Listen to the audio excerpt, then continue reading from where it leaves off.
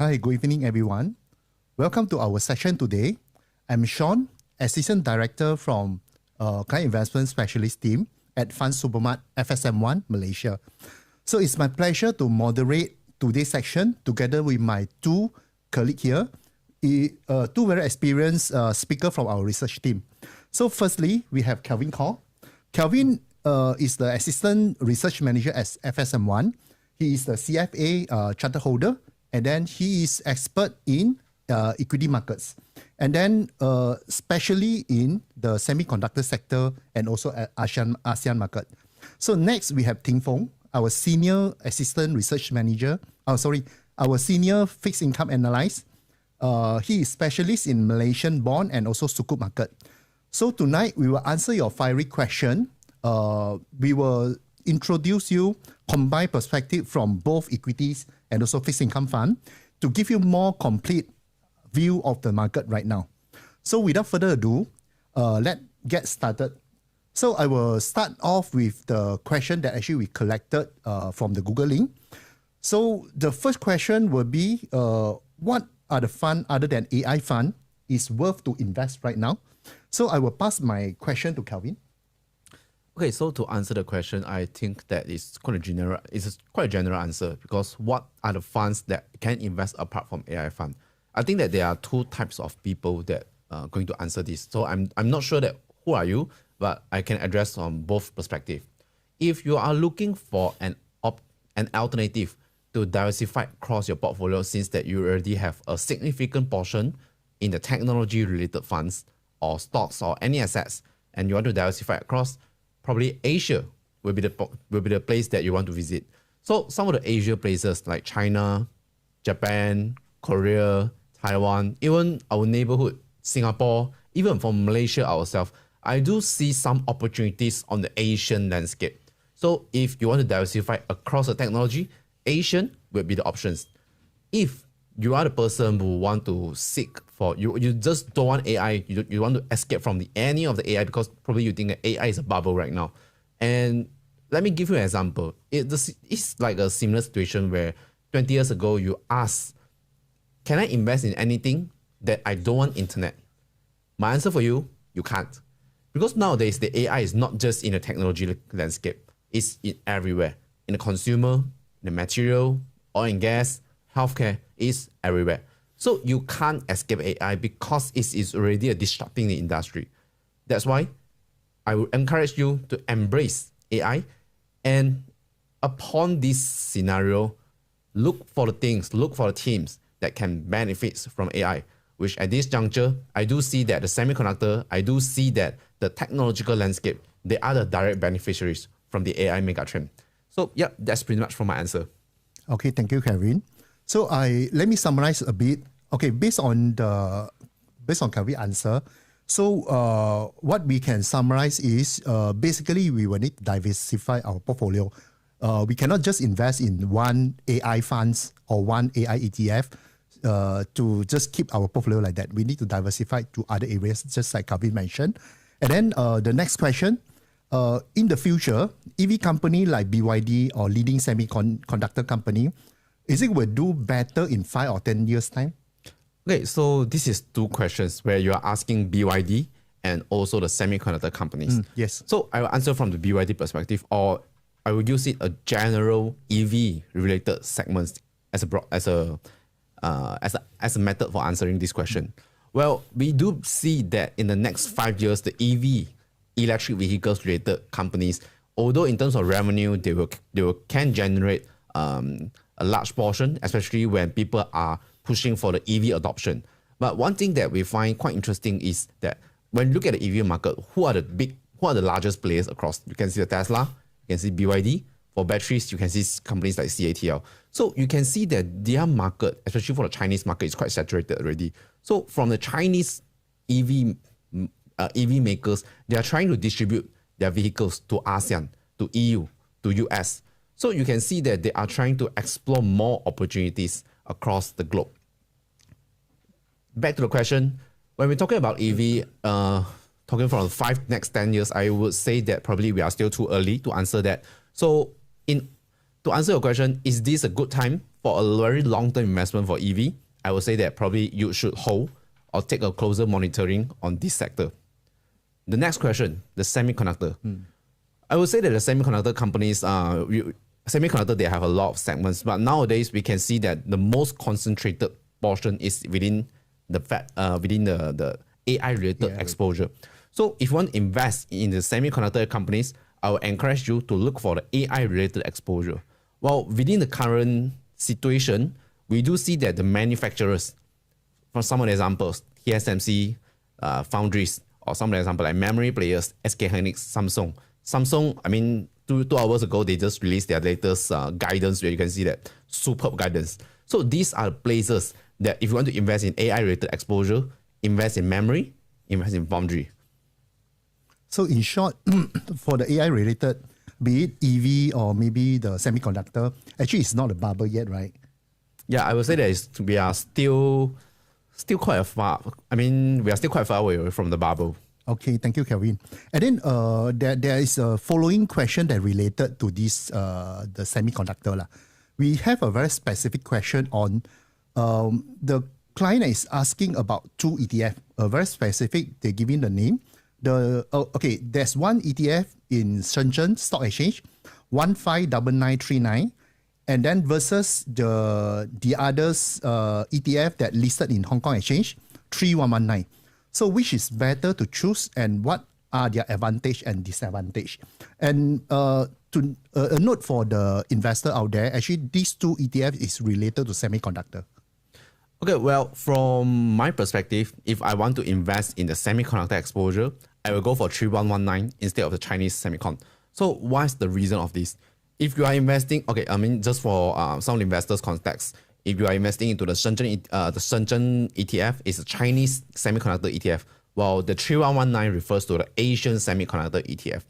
Well, like it or not, you need to acknowledge that nowadays Chinese semiconductor players, they are facing some of the bottlenecks because of the US and China's Chinese rivals. So in terms of the technological advancement, yes, they are improving significantly, but are they close to US? I would say that they are nowhere close to US. Well, on the other hand, when we look for the dominance across this landscape, the Asian semiconductor players, like those names that I mentioned just now, TSMC, SK Hynix,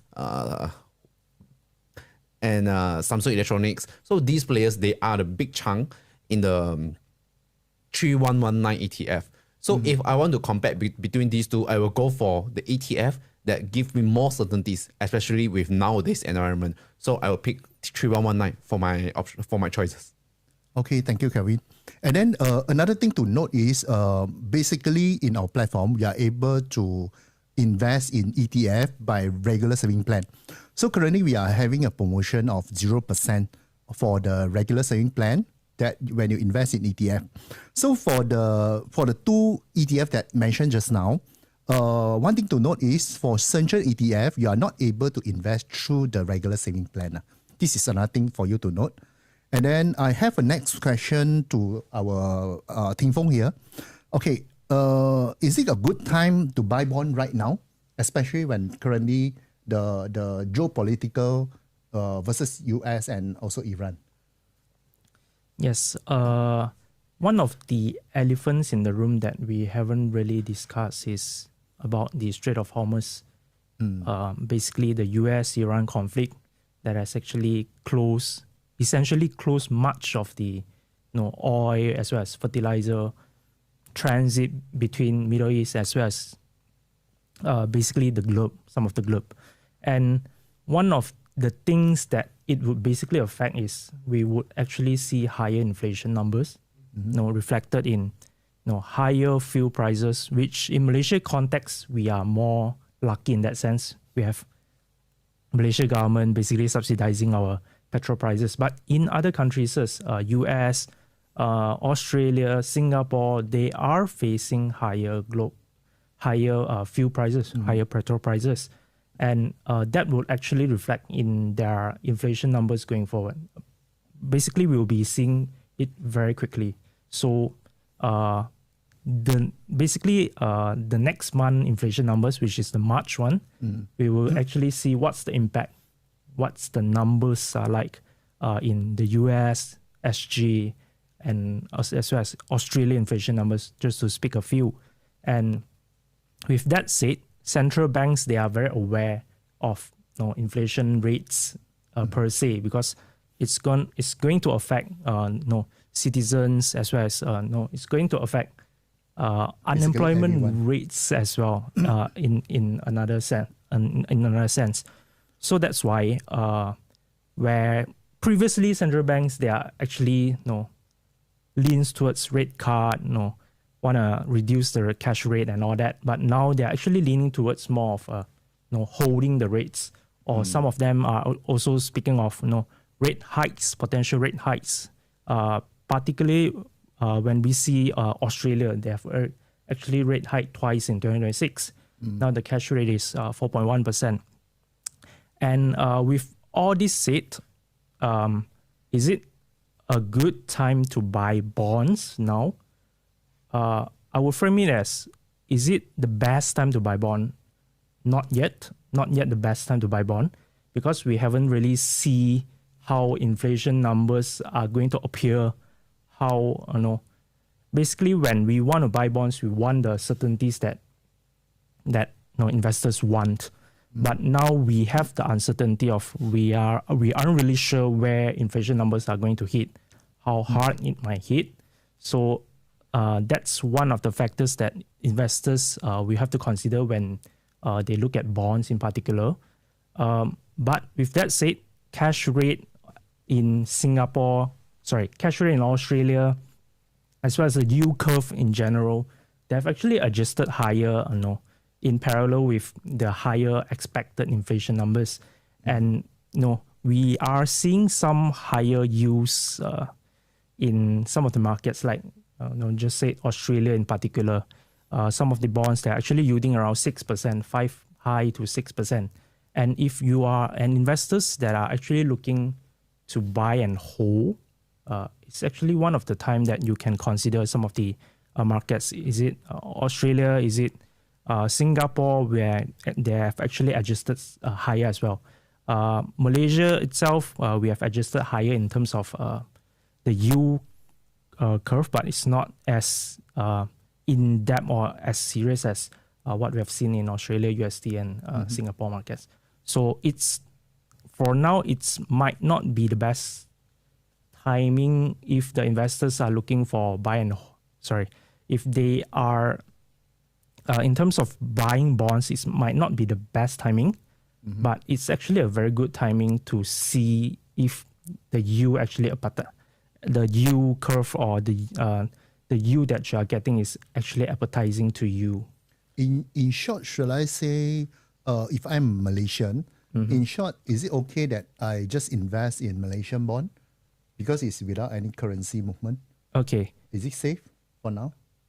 Okay, so if we look at, if we don't delve too deeply, let's just say, Malaysia OPR 2.75%. If we just do a apple-to-apple comparison with, Australia cash rate is at 4.1%. Singapore, lower, they are at 1.something% in terms of the SORA rates. USD, US Fed Fund rates, it's at 3.5 to 3.75% band range itself. Actually, from that perspective, we are slightly lower in terms of the rates that we are offering in bonds and yield. But if investors just look from the perspective that they want to have safe, without any currency volatility impacting them, MYR is actually a very safe, a very stable place for them to actually explore. Just to throw out some examples, we have seen Tropicana actually issuing bonds in 6% level, which compared with the other markets, it's actually quite attractive in that sense. And then from your answer just now, I noticed that actually you mentioned AUD bond.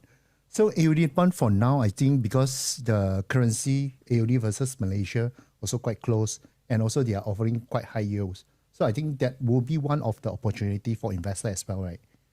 Yes, definitely.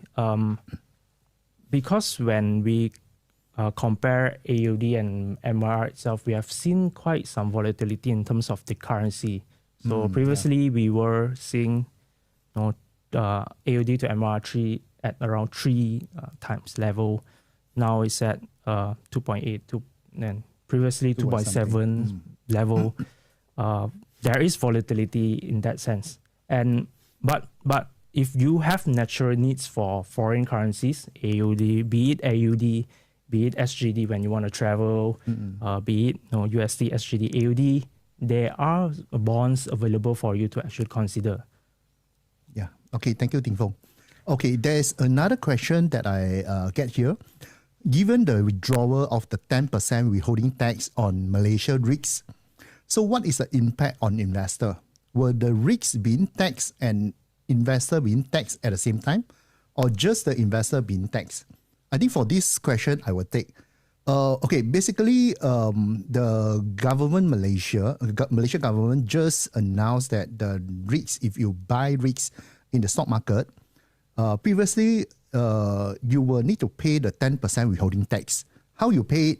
Very simple.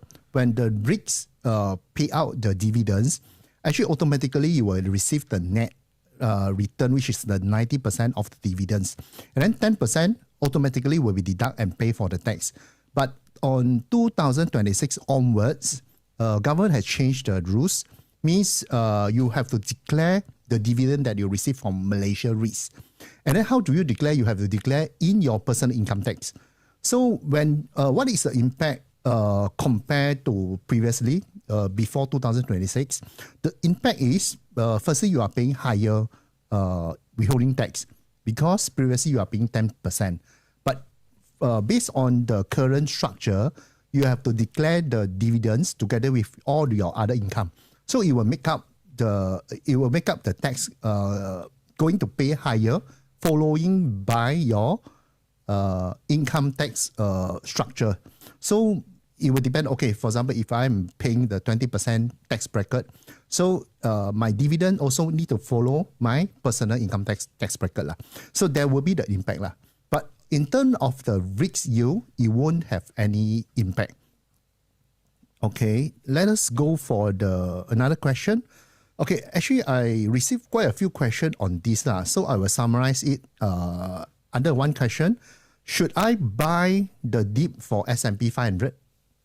Calvin?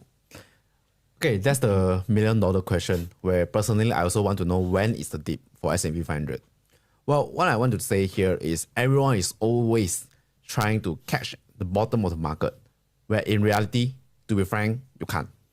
Well, should I buy the dip for the S&P 500? I will say that if your perspective is to hold a longer term, and in the longer term you are a believer that the US market will grow accordingly, then yes, you should buy the S&P 500.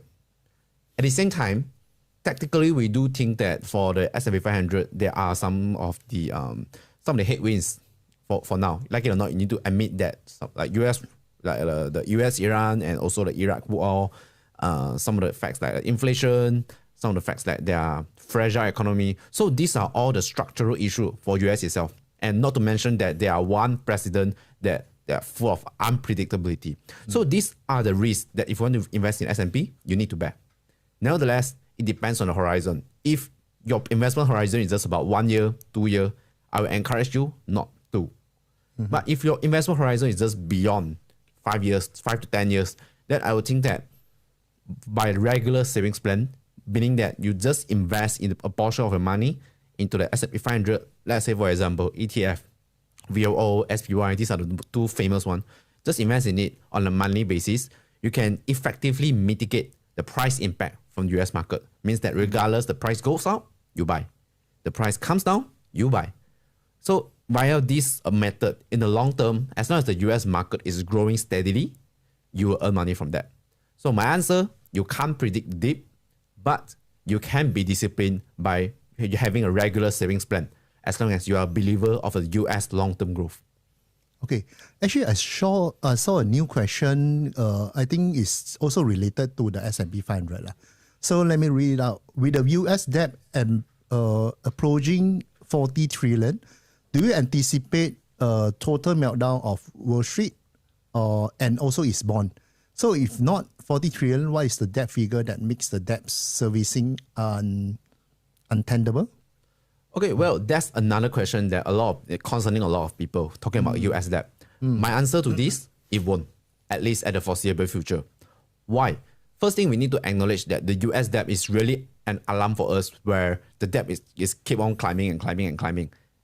But what interesting for the US government itself, the debt ceiling is also climbing and climbing and climbing accordingly. Yes, they increase it. Yeah. So when you hit the debt ceiling, you can see that the both parties, Republicans and also the other parties in the US, they will need to come up with a resolution, come with an agreement, and raise the debt ceiling accordingly. Because if they can't do so, then the event is going to be catastrophic. So that's why, as long as the US dollar is still dominant, we know that we all need to acknowledge that the US dollar, although in terms of the dominancy, slightly lower compared to 10 years ago, but it's still one of the, probably it's not one of the most powerful currency in the world. So as long as this logic is still here, I will say that in the foreseeable future, the US debt concern, every time it's just going to the elephant in the room, but nobody will care about it, especially in the financial market. Okay, understand. But with the Iran war, then there will be the uncertainty there. Yes, definitely it will create some of the volatility across the US market. And if you are the investors, if you are the US investors, then these are the risks that you need to be aware for your portfolio. Okay. And then there will be another question that also correlated. Is 40% in S&P 500 in my investment account, would it be too much? Okay, so for this question, it depends on your investment horizon. It depends on your needs for the investment. I would say that for the from normal portfolio basis, 40% is still optional as long as you are not overexposed. So some people, they tend to, let's say you have 40% in S&P 500 and I have another 30%. Let's say if I invest in SMH, then another 30% I invest in, let's say, another US fund like Manulife Unit Trust Fund, Manulife US Investment Fund. So they will think, oh, I already diversified my portfolio. But in reality, you are not. Because you are just diversifying across funds, while on a sectoral perspective, on a region perspective, you are still investing in US. Yeah. So to answer your question, if you are diversified across other regions or other assets, then I think that 40% is just good enough. But if you are not, then probably it's the time for you to send us your portfolio and let Sean Steve to review your portfolio. Yeah, sure. So I believe our team is also very happy to help you. Okay, let me have a look on the next question. Any plan to include dimensional or advantage? This is LSE, London Stock Exchange ETF, into the RSP list. I will answer this. Okay, basically, if you would like us to include any ETF, no matter it's coming from London Stock Exchange or be it from US or Hong Kong, you can always email to us. You can email to our official email, investhelp.my@fundsupermart.com, to request for it. But when you send in an email, you need to specifically request what is the ETF that you would like us to include in the regular saving plan list, so that we are able to get approval from Singapore, but not necessary it will get into the list after you send in the email. At least we can help you to give it a try and send to Singapore for the approval. And let me go for the next question. Should I switch all my portfolio to bond fund now and waiting for opportunity? Maybe go for Ting Fung. Okay. For that question itself, I think it's very important to ask ourselves a question, basically. What's the one word that I can think of is actually intention. What's the intention of you doing an investment? What's the intention of you, actually thinking of putting all your bond funds, buying all into bond funds? Maybe because now currently we are facing Iran war, and then I'm worried about the market volatility. So temporarily I hide in bond fund first. Then when I wait until maybe market go to the bottom, then only I invest back to equity. Okay. Normally this is the mindset of investor. This is not the question. I give you certain assumption for you to answer. Okay. So if we look from that perspective itself, what we are essentially trying to do is we are essentially trying to manage the investment risk. We are trying to control the risk within our portfolio itself. But if we are too risk mitigated or we are too worried of risk itself, sometimes it's would actually harm your portfolio in a sense. So if I'll just throw an example for you, in 2022, we have seen Russia-Ukraine war itself. And if investors have, basically go into the mindset of mitigating all the risk in investment, trying to protect, to solidify your investment in a sense, and wait for the Russia-Ukraine war to end before you go back into equity itself, you'll still be waiting for the Russia-Ukraine war to end until now. So I wouldn't say not going to bond fund.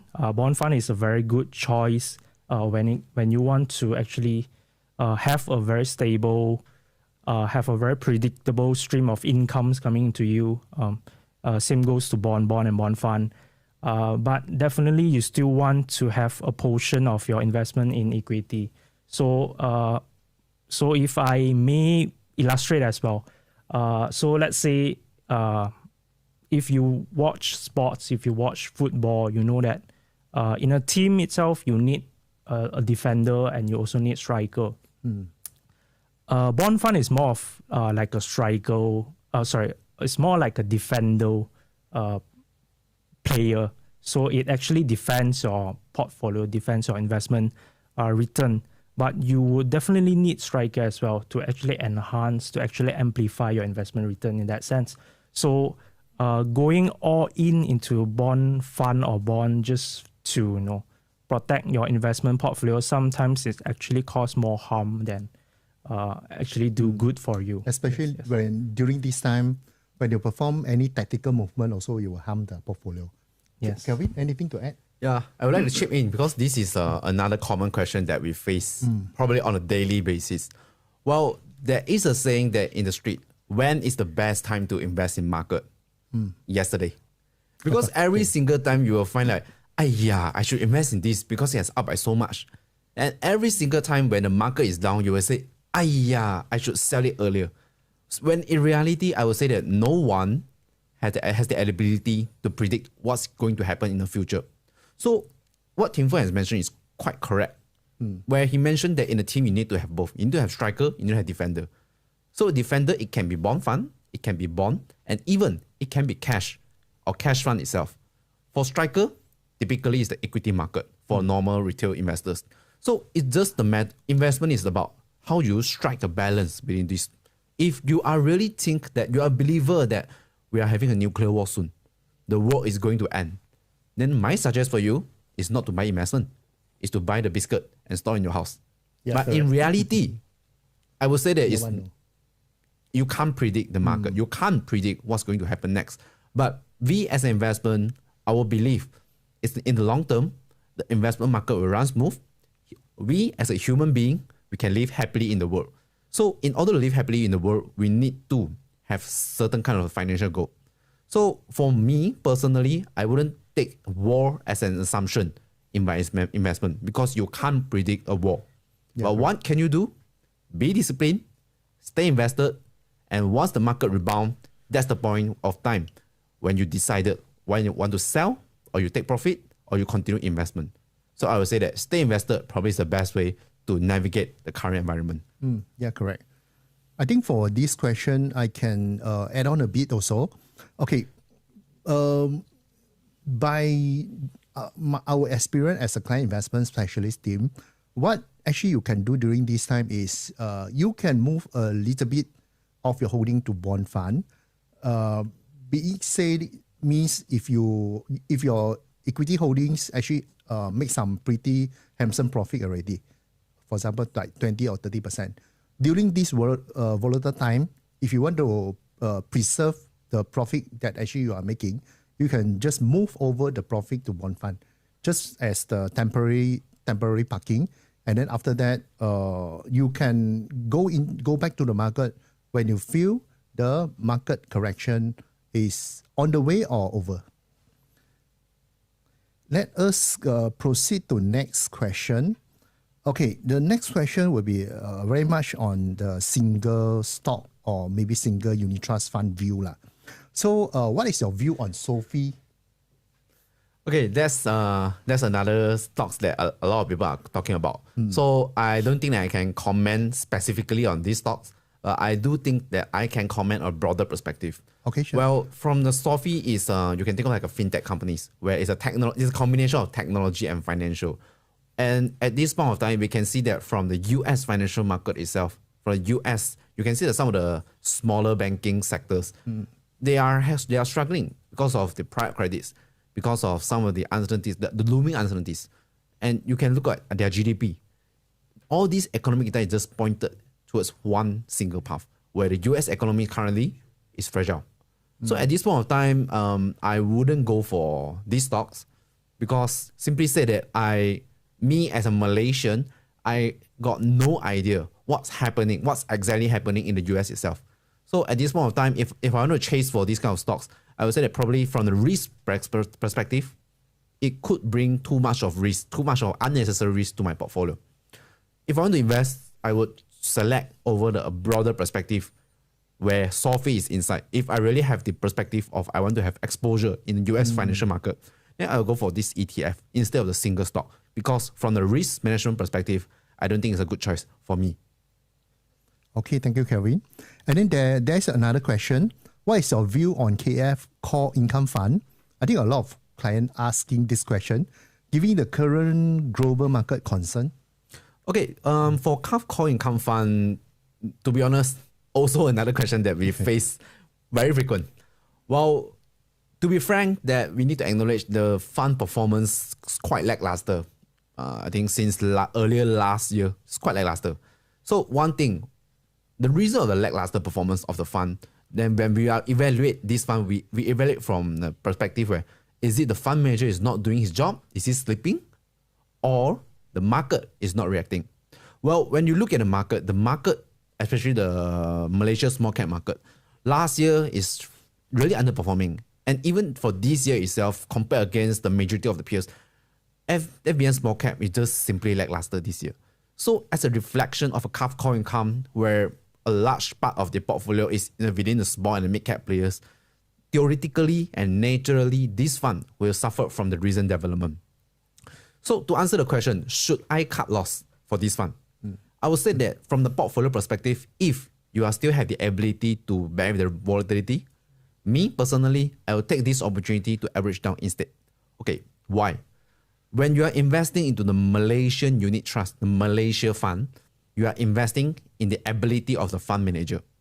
So KF Core Income, we do have from time to time, we do have the conversation with the fund manager, and we can see that the fund manager confidence is still there. He has still the conviction towards his stock selection, his stock picking ability. So that's why it gives us the confidence that this fund manager, he knows what he's doing.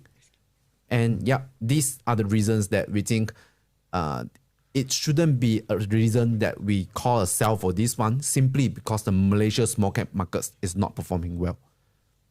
Okay, thank you, Kelvin. So I believe it should be answer your question regarding the KF Core Income Fund. So I have a next question over here. My portfolio already losing money. Should I sell or just hold it? I think I can help to take up the question. Basically, if your portfolio already losing money, it will depend on, firstly, what you should do is you should review the portfolio. Means you should review the fund that having losses, whether the fund is still the best fund among the industry.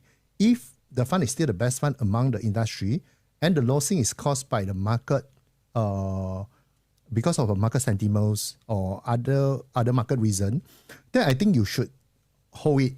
But if the fund is not performing anymore, if we compare to the market peers, then maybe you should consider to sell it or switch to other better fund. And then particularly during this period, during the market uncertainty, I believe most of the investor portfolio will be will be in red because of the market sentiment. So if you are facing the current this situation, then the advice to you is you should holding and stay invested during this period.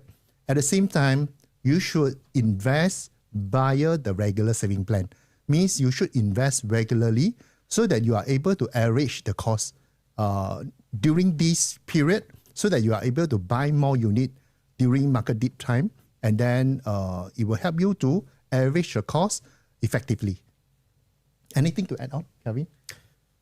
I would say that you already answered pretty much about that. Okay, Stay invested is the best way to navigate the current environment. Yeah, correct. And then the next question, I want to ask about the income-based investor. With inflation and interest rate uncertainty, what does an income portfolio look like that can remain stable? Maybe Tifong can help. Okay. Okay. If you are looking in terms of income portfolio wise, you are trying to build an income portfolio. Right now, if what you are trying to build is a stable and predictable income stream, what you have to do is just basically find good names, find good investment grade bonds, find stable bond fund that pays very predictable stream of income.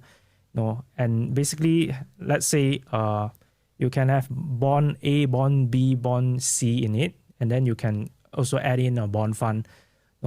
And if you do it correctly, or sorry, not really correct, if you do it in a manner, you can actually build an income portfolio that can actually pay you every month as well. If you put in the bond or the bond funds based on the predictability, based on when they pay you. And if you just look at bond fund itself, I would say majority of them are actually higher than what the inflation number is. So that essentially shield you from inflation in a sense. Yes. Okay. Thank you, Ting Fong.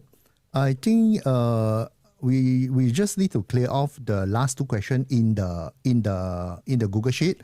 Then later on we will go for the FAQ in live lah. So okay, is the semiconductor company expensive to buy now? I would say that it depends on how you view the terms of expensive. If you look at the view from the historical valuation perspective, yes, it is very expensive.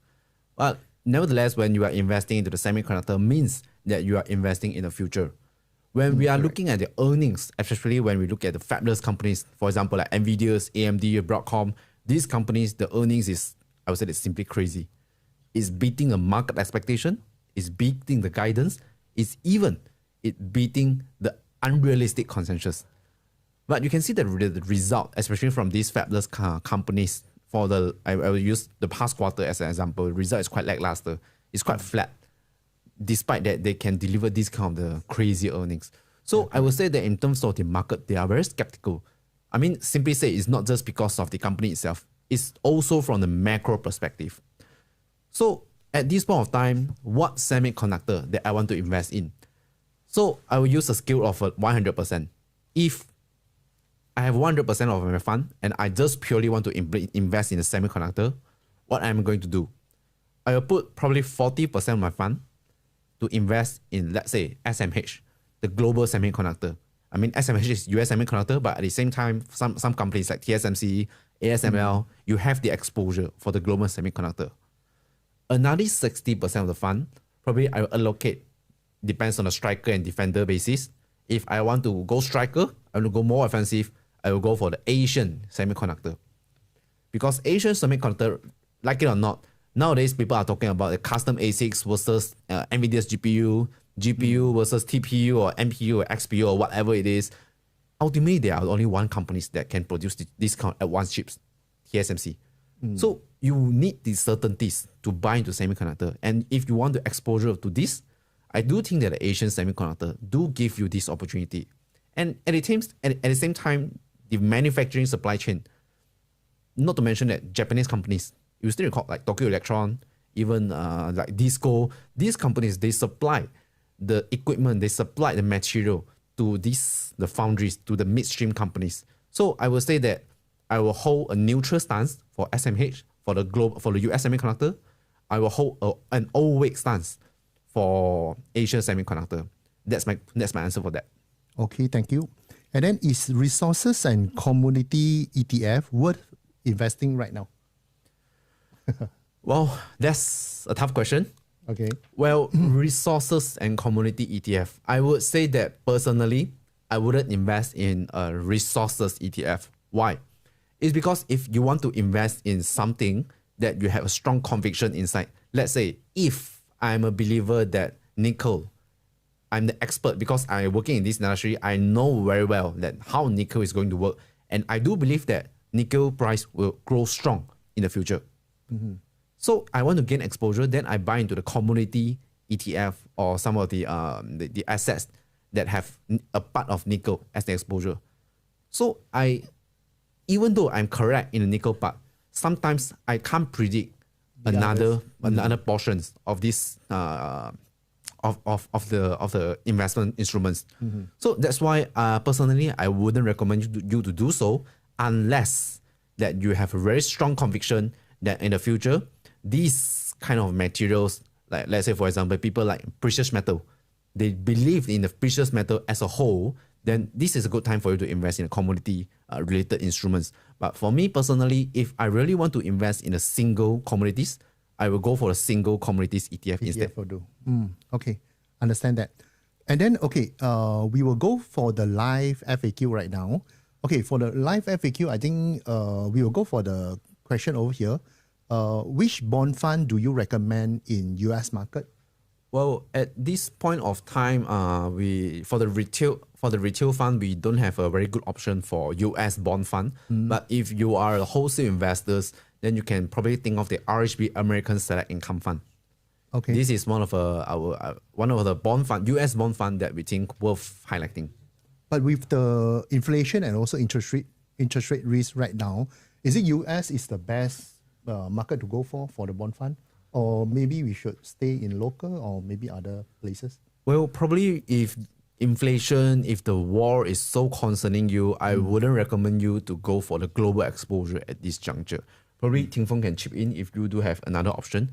But for me personally, if I really have I'm so concerned about US dollar, another foreign currency, I'm so concerned about the yield all over the world, then I might as well, I just simply stay in Malaysia. Because if you want to look for the bond fund, for example, Malaysia do have plenty of bond funds that sustainably, they can deliver a very good performance. For example, you can refer to our recommended bond funds. They have been consistently delivered a very good performance to your portfolio. So if I'm really that kiasi, yes, this bond fund is my option. Okay, thank you. Info, anything to add? Yeah, if I may just chip in here, back to the theme of what's your intention basically. When you look at bond or bond fund itself, what you are intending to do is actually to have stable, to have predictable stream of income. And first thing first, for Malaysia local investors itself, definitely look at Malaysia bond first, because you basically shield yourself from volatility in terms of currency. Yeah, correct. Yes, but if you already have tons of bonds or bond fund in MYR, and if you are looking for something to diversify away, to add in some foreign currency names into your overall portfolio, USD and AUD in particular, they are getting more interesting. We are seeing higher yield from Australia markets. Cash rate is at 4.1%. If you buy into a AUD bond itself, currently you can get around 5% to even just stepping into 6% territory in terms of yield. But do aware of mark-to-market volatility. But if you are a buy and hold, buy and just want to get the income stream to come in kind of investors, these two markets, you can actually kind of look at it and buy into it. But be aware of mark-to-market volatility in the end of the day. Okay. So in short, buy Malaysia bond first, Then if you have excessive Malaysian bond holdings, then maybe you can go for particular AUD and also USD. Yes, that's If you are holding a long-term view so that you are able to hold the bond to maturity. Okay, let us go for another question. I think the question is linked to the one that asked just now regarding the Malaysia REITs. Should I sell off my REIT stock given the recent tax announcement? I don't think so. If the REITs counter is able to give you a decent returns, for example, like 5 to 6% return per annum, this is the yield that currently I think Malaysia REITs is giving right now, right? I don't think because of increasing. Okay, for example, if your tax bracket is 19%, so it's just like a 9% increase on the tax that you pay for the dividend. So of course the net yield will be a little bit lower. But if you compare to others income stream, maybe from be it bonds or maybe the dividend stock, if after your comparison the yield is still higher than the other option, I think it's okay for you to continue to hold on to the REITs stock particularly. This will be my answer for this question. And then let us go for the next one. Okay, the next one will be related to Japan region. Okay, the client thought in investing Japan region with the recent Japan PM securing a major parliament win in February 2026. So, and then the other question will be, Japan and Singapore have spiked sharply last year. Any room for growth? Both currency have weakening against RM. Is it a value trap? Okay, for Japan's questions, any room for growth? Yes. Why? First and foremost, when initially Senator Takaichi, she has been elected as a prime minister for Japan, people thought that another case like Liz Truss, UK Liz Truss, is going to happen because she can't secure a majority in the parliament. Ended up, what we are witnessing now, we can see that she has succeeded to secure the majority parliament after the flash election that held a couple of months ago. So overall, we can see that first and foremost, the fiscal certainties is there. Secondly, on a structural basis, well, I think that IFAS, my team has been calling for Japan since the year of 2023, and fortunately, the Japanese market has been reacted according quite positive since then. Well, until today, I would say that the reason of us calling a positive view for Japan is not just because of the Senator Takaichi. In fact, we don't know. We are not aware that Senator Takaichi is going to be elected as a prime minister back then. Correct. Why we are calling Japan is because of the structural reformation. It's because of the Tokyo Stock Exchange. They are having this kind of structural reformation where they want people to use their cash, to leverage on the cash, whether you send it as a dividend, whether you spend it as a capex. So these are the reasons that we like Japanese markets. And not to mention that we are also a strong believer that the technological advancement of the world is here. Some of the companies, the Japanese companies, they are having a very, very large exposure into the semiconductor supply chain, in the semiconductor value chain. So these are the reasons that why we like Japanese companies. And we do think that we are still quite early to see the peak of the Japanese market yet. Because first, the AI value chain is still here. Secondly, the structural transformation of the Tokyo Stock Exchange is still ongoing. So next, the political uncertainties and also the currency risk is the things that we are closely monitoring. But at least at this juncture, from the currency perspective, we do see some of the headwinds in terms of their earnings because a large part of the Japanese companies, they are exporters. But I don't think that it could is not a major risk for Japan investment instruments in your portfolio. So overall, structurally, we still hold a positive view for Japan. And yes, we do think that is a buy. Okay, thank you. And how about the Singapore? Well, Singapore is another market that is very interesting. Well, back then when we talk about Singapore is a very boring market. You talk about banks, talk about REITs. It's a steady, stagnant, very so-called 老牙 market. It's a very old market. Well, what we like about Singapore is also the similar reason, the reformation. So basically, you can see that the Singapore government, they have a new initiative. The MAS said they have a new initiative like EQDP, like GMS. So these are the initiatives that you can think of. Hey, the government is asking the fund manager to buy, to revitalize the entire capital market. And you can see that the Singapore market, they are quite envy for the Malaysian market because Malaysian IPO is so vibrant, while the Singapore IPO market is quite lackluster, quite lagging out there. So that's why Singapore government, they want to make the Singapore capital market vibrant again. So this is the reason. I mean, this is just one of the example that why we like Singapore, because we do think that the structural transformation, this trend is going to push the Singapore, firstly, from the small and mid-cap players, and secondly, eventually these small and mid-cap players, when they are growing, what they need to do? They need to expand. What they need to do? They need to loan. They need to get a loan from the banks, and eventually it will translate into the broad-based recovery growth. So, yep, Singapore is one of the market that we like. And in fact, it's one of the fund choice for April. So currently, we still have promotion for the Principal Singapore Equity Fund. And if you like it, I think that's a good time for you to get Singapore at a cheaper cost. Yeah, correct. Currently, we are having a promotion on the Singapore income. So you are able to enjoy 0.8% surcharge and also the additional 1% bonus unit when you invest in the fund choice this month. Okay, let us go for another question. Okay, first-time investor. Should I go for ETF, VWRD funds or VT funds? Should I just ignore what is happening with the world and do a monthly installment, means the regular saving plan? The market is very volatile. I do not know when to go in. That's the question. I mean, that's a very good question.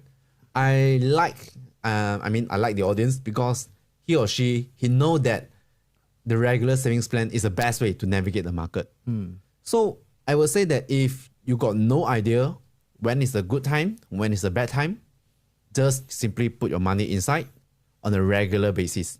So the answer for this regular savings plan, it means to mitigate your price risk. So you don't have a best time, you won't have a bad time. So regular savings plan. VT or another one, VWRA.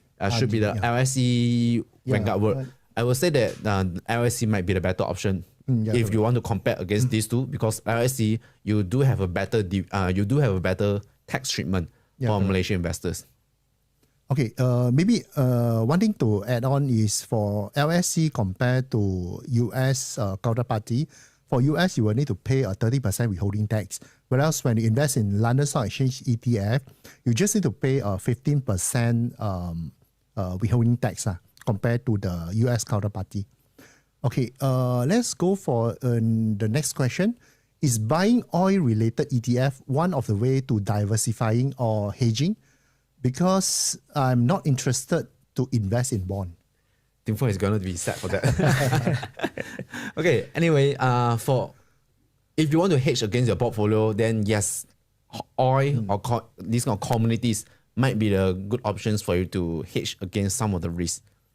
Okay, but please take note that if you are using the energy ETF to hedge against your portfolio, please keep the holding exposure maybe as low as possible. Maybe, for example, 10% or not more than 20% actually is good during this time, because the energy market actually is very volatile, and it is also driven by the current sentiments with the geopolitics.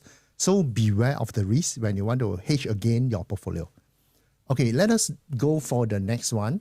Can I get your expert opinion regarding RHB Pacific Technology Fund? Should I buy more or cut loss? I think this is the fund that actually invested in Asia Tech.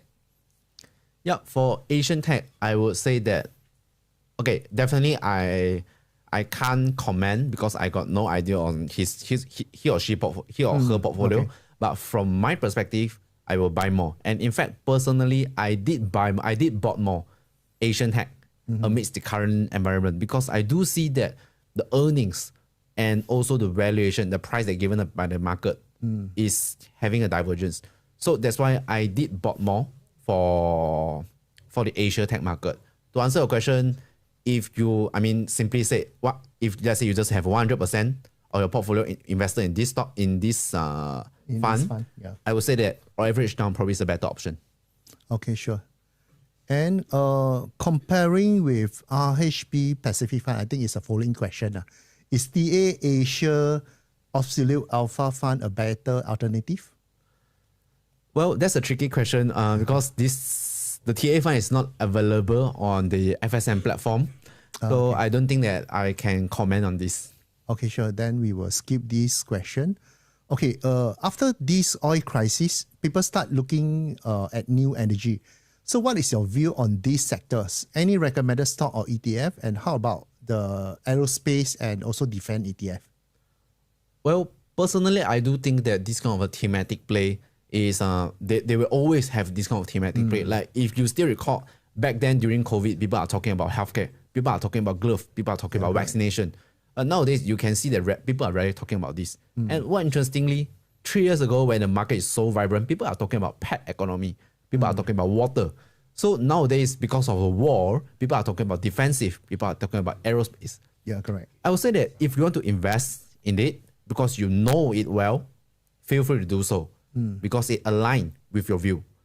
But if you just purely want to invest in it because of the hype, because you do think that nowadays is war, I should have something related to war, I would say that probably it's too late for you to enter this. Why? Definitely, I got no idea that how long is the war going to prolong? Is the war going to end tomorrow? I got no idea.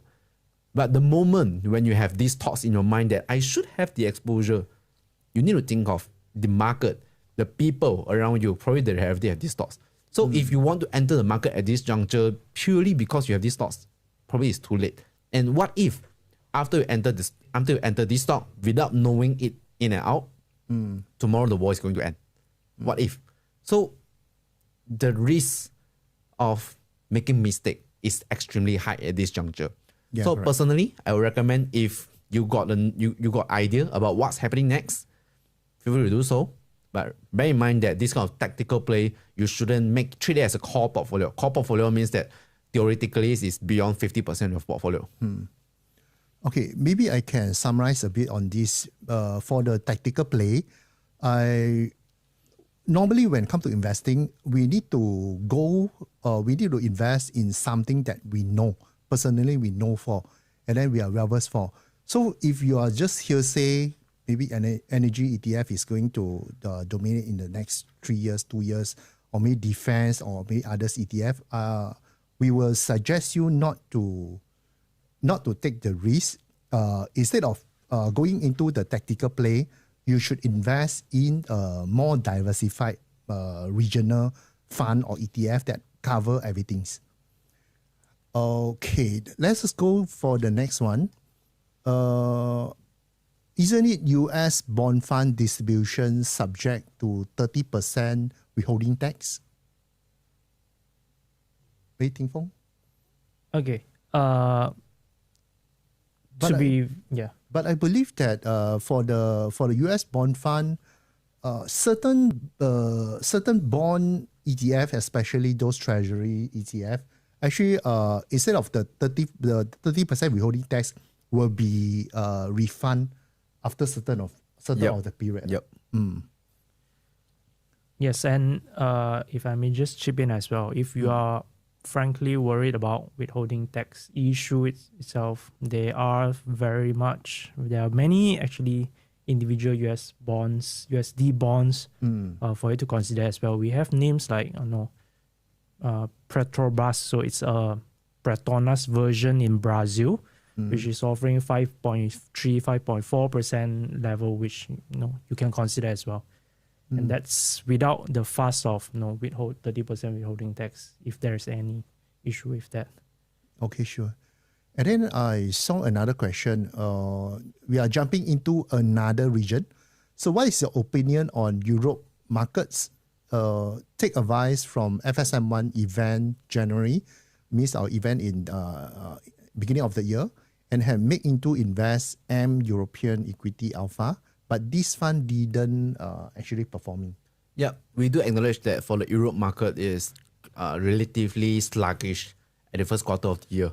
Well, mainly for the reason is because of war, where Europe, first and foremost, they are very vulnerable to the energy shock. So that's why amidst the current scenario, I think that investors need to embrace for a longer period, probably not longer period, to embrace for a more volatility across this juncture. But nevertheless, the reason that we recommend this fund or the region itself never changed, where we think that the structural trend of Europe is here. Although lately, I think a couple of days ago, we have slightly revised downwardly the earnings for Europe market, but I don't think that it should deviate your view towards the portfolio. Nevertheless, if you really want to think from another perspective, I would recommend you probably to cut loss or trim your position for a little bit, then to reallocate your position to some of the regions that we are positive in. Asia will be the viable option for that. Okay, noted. And how about, okay, there's another question on the Hang Seng tax.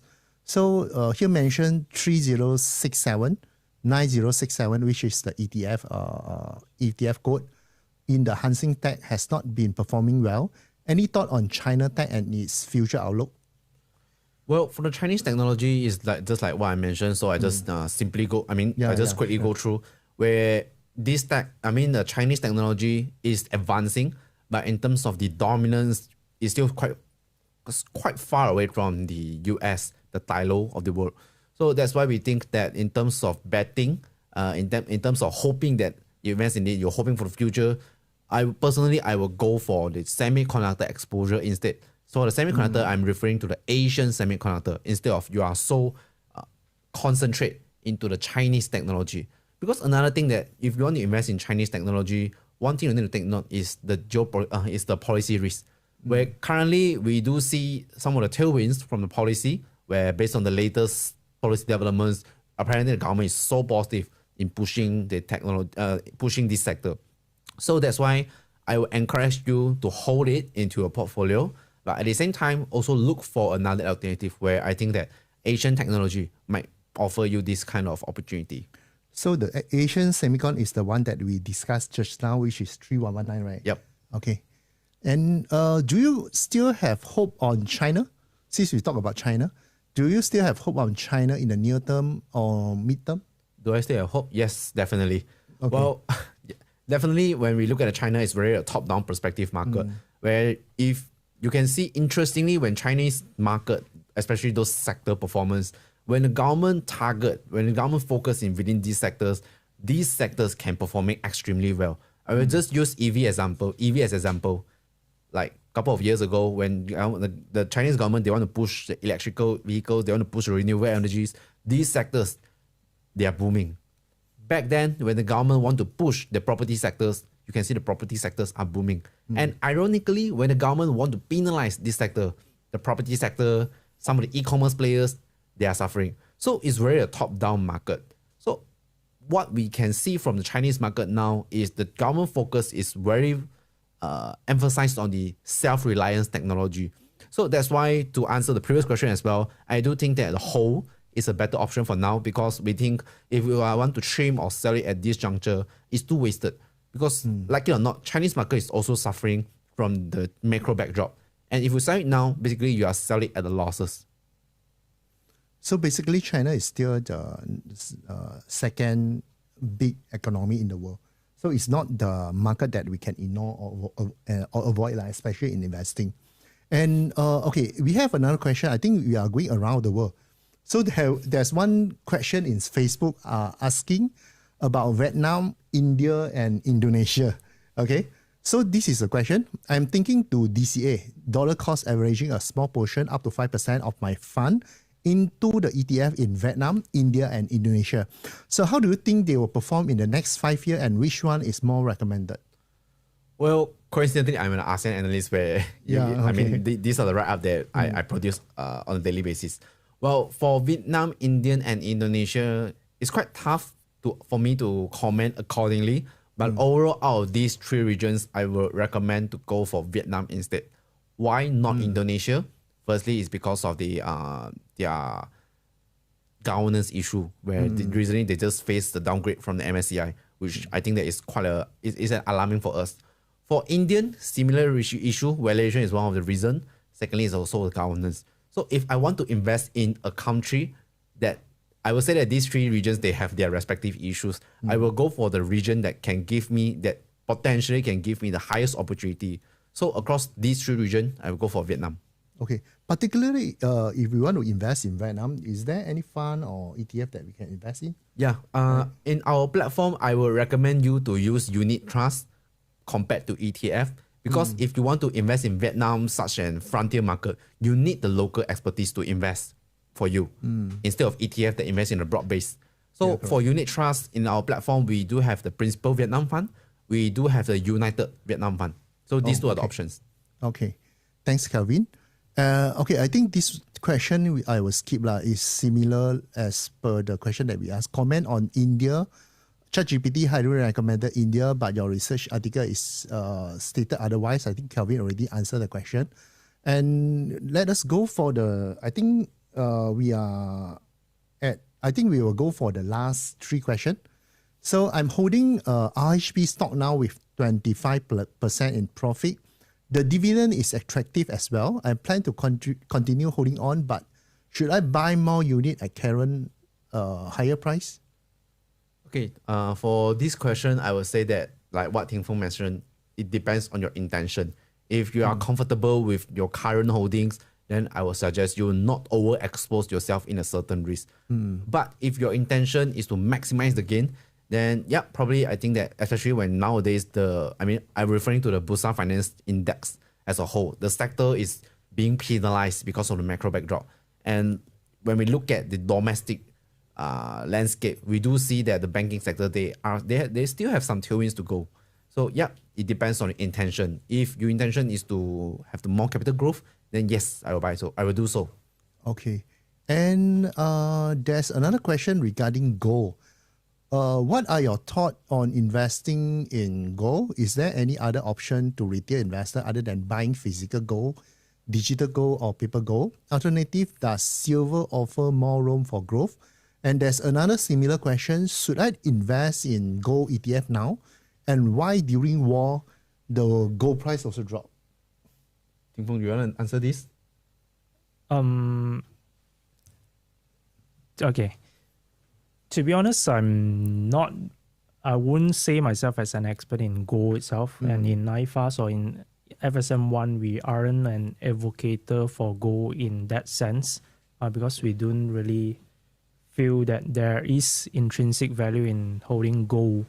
But if you do think that gold is something that you want to take it as and hedge against what the geopolitical tension, and hedge against recession or somewhat of the events that may happen in the globe, in the market, I would say just a small portion, just a very controllable portion will do. If Kevin has anything to add on. Okay, sure. I do agree with what Ting Feng has mentioned in terms of the cash flow, in terms of earnings. You need to remember that gold, they don't deliver this kind of earnings to a portfolio. So you are playing it, you are buying it because you believe that gold price will increase in the future. Okay, that's a but. To answer this question, what's my view towards gold and silver? I would say that a lot of people, just a little bit of context for some of the audience, where people notice silver because silver rally doesn't really align with the gold rally. So after the gold rally, people are thinking that probably silver, they do have some leg to some room to growth. So they are considering to put silver into your portfolio. If you are having this kind of perspective, then my suggestion is not to. Why? It's because if you are buying silver, basically you are hoping that silver have a similar trend compared to gold. Where you have this kind of thoughts, why don't you just buy gold instead? So this is my thoughts, that if you want to compare gold and silver, I would not invest in silver, I will invest in gold. Nevertheless, you need to bear in mind that gold, it should only serve as a hedging tool. You shouldn't trade it as a core portfolio, because what if tomorrow gold price suddenly crash to 500? You will never know. Then is it a time for you to average down? You can't, because you don't know what's going to happen next. That's why gold is not a good idea for your portfolio, for your core portfolio. Yeah. Based on what we understand, basically gold is for the short-term buy. It's not for the long-term portfolio holdings. So it can only be act as the safe haven asset and maybe also as the short-term hedging against the market volatility. But if you put in too much percentage, for example, you're buying like 50% or more than 50% in your portfolio, then you have to be careful. If you are having the profit right now, I believe this is the right time for you to trim down the exposure lah, and go for the other market that is mentioned by Calvin, like Asia, Semicon, Singapore, Malaysia, Japan, and other markets, so that you are able to create a diversified portfolio for it. Let us go for the last question tonight. I foresee that renminbi will be part of the dominant currency in future. So by investing in the Hong Kong market with Hong Kong currency, will I get the benefit of appreciate of renminbi? Okay, I would say that the answer is yes and no, because firstly, you need to bear in mind that Hong Kong dollar is different compared to renminbi, where renminbi is issued by Chinese government. Hong Kong dollar typically is pegged with the US dollar. I mean, not directly pegged, but they have a similar movement. So I would say that the answer is yes and no, because overall, these are two different currencies. But if your investment is in renminbi related instruments, means that CNY, then yes, if the CNY appreciate, then your value could appreciate in accordance with the CNY. Okay. And then I think we have one more last question. Why not we just sure. answer it? Okay, is it too late to enter into the Singapore market right now? Do you want a quick answer or a Quick and yes? sweet. Yes. Okay, overall, I mean, jokes aside, I think that the Singapore market, like what I mentioned just now, the structural transformation is here. All the catalysts are here. Although as REITs recently, because of the war, we can see that the yield has been quite stretched. So in some sense, we have revised downwardly for our earnings for as REITs. But nevertheless, like what I mentioned just now, the reason of us to have a positive view to Singapore is not simply because of as REITs. We like Singapore because first thing, the structural transformation, the EQTP, the GEMS, these kind of the policies. Secondly, the geopolitical fragmentation, where you can think of like nowadays, like last year when we talk about tariff, Malaysia 19%, Malaysia 25%, China even at some point of time exceed 100%. What's the tariff for Singapore? 10%. 10%. Nowadays, when we are talking about the Straits of Hormuz, the missile is here and there, where are Singapore, ASEAN? We are so far away from this kind of a geopolitical backdrop. So that's why we think that Singapore, they are the relatively safe position, and they could serve as a very good diversifier for your portfolio. That's why we like Singapore. Even with the valuation increased so much last year? Yeah, I would say that the valuation increase, it can be higher. So that's why we still like Singapore at this juncture. Okay, sure. So with this, actually, I will wrap up our Ask Me Anything webinar tonight. Okay, I think a few notes to take note for investor today. I think Ting Fung mentioned a lot on AUD bond. So you all can have a look on AUD bond and also the Malaysia bond market. At the same time, Kelvin also mentioned quite a lot on the Asia semiconductors. So, and also Singapore market, Japan, and Malaysia.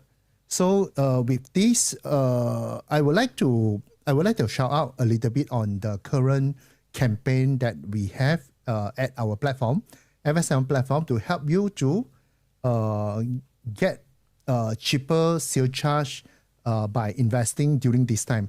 So the first campaign that we're having right now is the Asia bonus unit campaign. So by investing in Asia market, you are able to claim 1% bonus unit without any cap until 15 May 2026. And then at the same time, we are having the Fund Choice April 2026 on the Singapore market, which is a principal Singapore equity funds. You are enjoying 0.8% sale charge only until 30th of April. And then at the same time, you are able to pair with the 1% bonus unit, which I mentioned just now. And at the same time, currently we are running and extend our new user reward until 29 May 2026. At the same time, for those investors that refer to us, you are also enjoying the referral reward, which you will get 25 ringgit once the new account being approved and activate and invest for the first time. And lastly, we are having the ETF regular saving plan, 0% processing fee promotion for 3 exchange, London Stock Exchange, Hong Kong Exchange, and also US Exchange. Those our ETF that listed in these 3 exchange, you are able to invest them through our platform with 0% processing fee right now until end of the year. And lastly, FSM1, actually, we are having a booth for the Money Fest in MyTech this weekend. This Saturday and Sunday, if you are free, you can join us in MyTech Hall 2.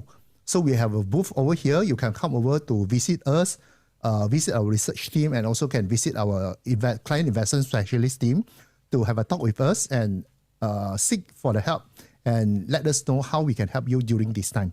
And then lastly, if you still have any more question, you can send your query to investhelp.my@fundsupermart.com so that our team can help you to answer your question. So that's all. We will wrap up tonight, and thank you, Ting Fong and Kelvin, to take all the fiery questions with us. And thank you and bye. Goodbye. Okay, goodbye. Thank you. Bye. Bye-bye.